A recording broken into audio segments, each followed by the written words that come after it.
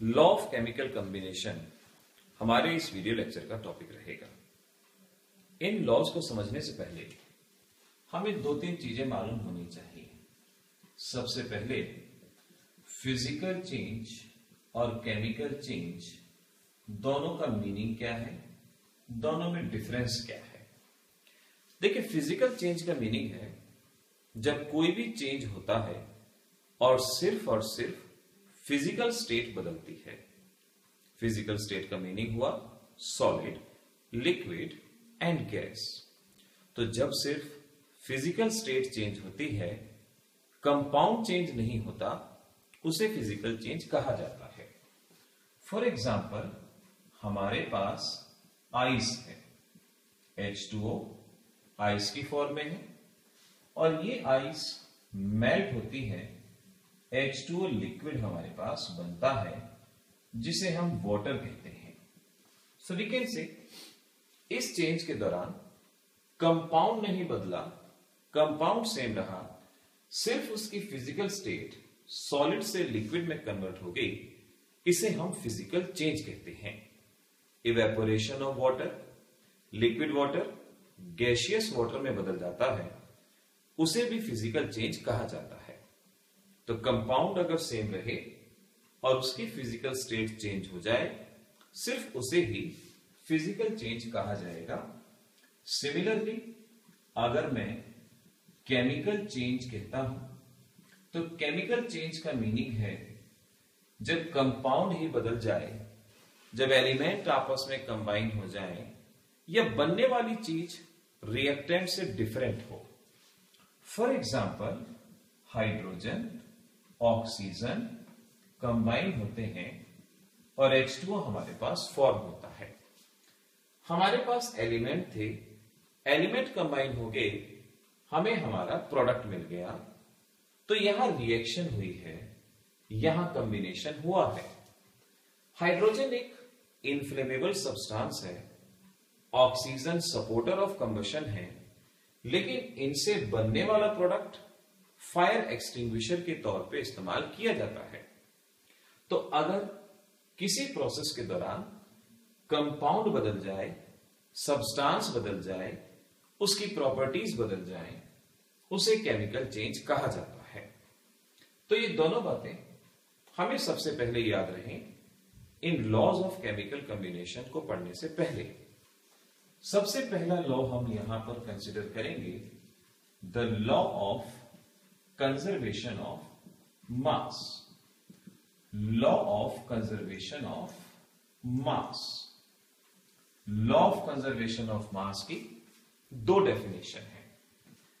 पहली डेफिनेशन ये है, मास can neither be created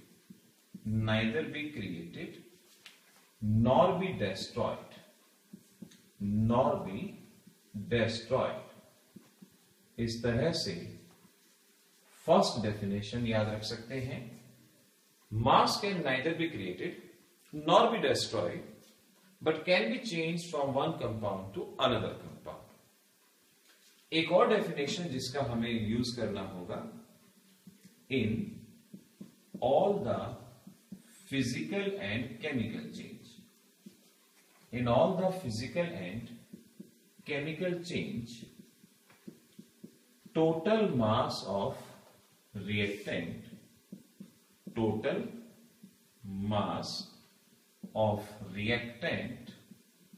is always equal to total mass of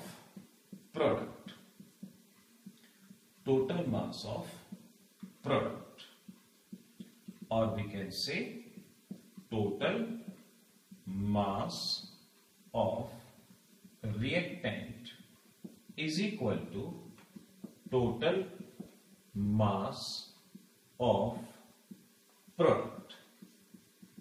तो इस तरीके से ये डेफिनेशन हम दो तरीके से समझ सकते हैं। पहली डेफिनेशन कहती है, मास can neither be created nor be destroyed, और दूसरी डेफिनेशन कहती है, किसी भी फिजिकल और केमिकल चेंज के दौरान total mass of reactant is always equal to total mass of product. For example, CH4 plus O2 gives you CO2 and twice H2. इस तरह से मीथेन का कंबशन होता है।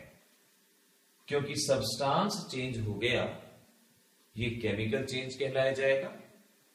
अब जरा रिएक्टेंट का टोटल मास देखते हैं। CH4 का टोटल मॉलिक्यूलर मास कह लो या मास कह लो 16 ग्राम, O2 it is 32, twice O2 means 64 ग्राम, और total mass of product this is 44, 18 to the this is 36. So we can say reactant हमारे पास इतना है, प्रोडक्ट हमारे पास इतना है। अगर इन दोनों का टोटल किया जाए 64 plus 16, so we can understand 80 ग्राम, और प्रोडक्ट का अगर टोटल मास का सम किया जाए तो ये भी हमारे पास है 80 ग्राम। So we can say total mass of reactant is equal to total mass of product. तो इस तरीके से बहुत आसानी से हम law of conservation of mass को अंडरस्टैंड कर सकते हैं कि किसी भी प्रोसेस में रिएक्टेंट और प्रोडक्ट का मास इक्वल होता है।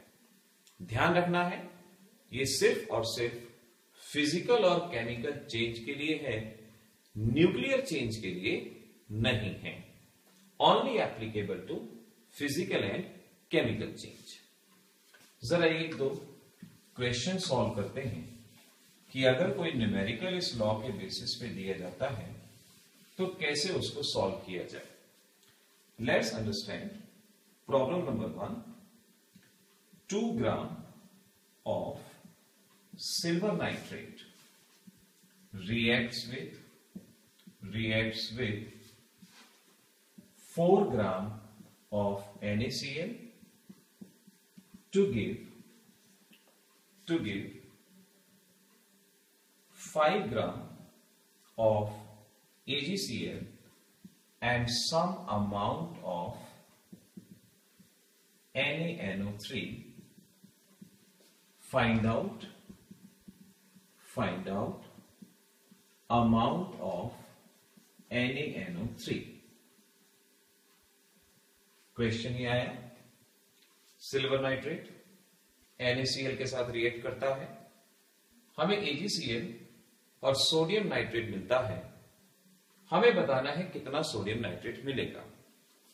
सबसे पहले हम रिएक्शन लिखेंगे। रिएक्शन ऐसे जो स्टेटमेंट में कहा गया है, AgNO3 reacts with NaCl to give AgCl and NaNO3, ये हमसे कहा गया है। स्टेटमेंट में हमें वेट भी गिवन है, 2 gram of AgNO3, this is 2 gram, NaCl, this is 4 gram, AgCl, this is 5 gram, NaNO3 हमें बताना है कितना मिलेगा। Let it is x gram. Now we all know according to this law total mass of reactant is equal to total mass of product.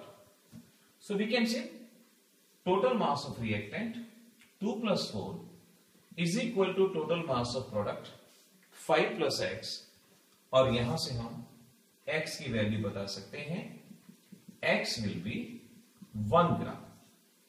तो इस तरीके से हम पता लगा सकते हैं कि हमारे पास प्रोडक्ट कितना बना। So we can say amount of NaNO3 will be 1 gram. तो ऐसे हमें कोई भी प्रॉब्लम दे दी जाए, हम बड़ी आसानी से लॉ ऑफ कांस्टेंट कंपोजिशन से अमाउंट पता लगा सकते हैं। एक और क्वेश्चन यहां सॉल्व करते हैं। ऐसा ही मिलता जुलता क्वेश्चन, हर एक में एक ही बात यूज होगी, एक ही तरह से सॉल्व होगा। प्रॉब्लम नंबर 2 कहा गया, some amount of acetic acid CH3COH acetic acid reacts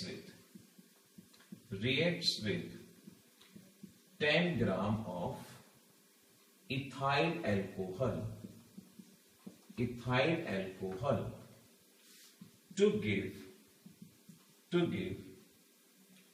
5.5 gram of ester and 12 gram of water. Find out amount of acetic acid reacts. Amount of acetic acid reacts. Statement अच्छे से समझनी है। कुछ acetic acid ethyl alcohol से react करता है, यानी we can से, हमसे कहा गया acetic acid reacts with ethyl alcohol. अगर आपको इथाइल अल्कोहल का फार्मूला पता है तो यहां लिखें, नहीं पता है तो ना भी लिखें, ऐसे ही लिखा रहने दें। Reacts to give 5.5 gram of ester. अब हमें नहीं बताया गया कौन सा एस्टर मिला, हमने सिंपली लिख दिया ester and some amount of water, ये हमने लिख दिया। हमसे कहा गया find out amount of acetic acid reacts, यानी हमें नहीं पता कितना acetic acid, let it is x, ethyl alcohol दिया गया है, दिस इज 10 ग्राम, एस्टर मिला हमें 5.5 ग्राम और वाटर मिला हमें 12 ग्राम। ये हमें स्टेटमेंट में गिवन है। अब देर किस बात की है?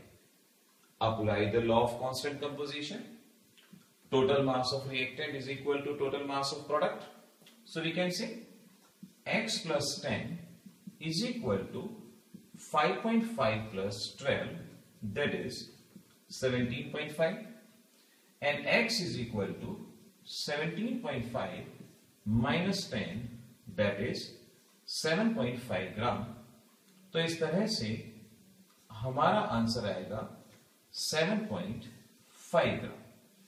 So amount of acetic acid reacts is 7.5 gram.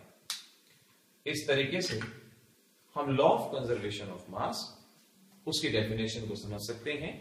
Limitation याद रखनी है, न्यूक्लियर रिएक्शन में इसका इस्तेमाल नहीं किया जा सकता, और इस तरह से बहुत सिंप्लीफाइड मैनर में इसके न्यूमेरिकल को सॉल्व कर सकते हैं।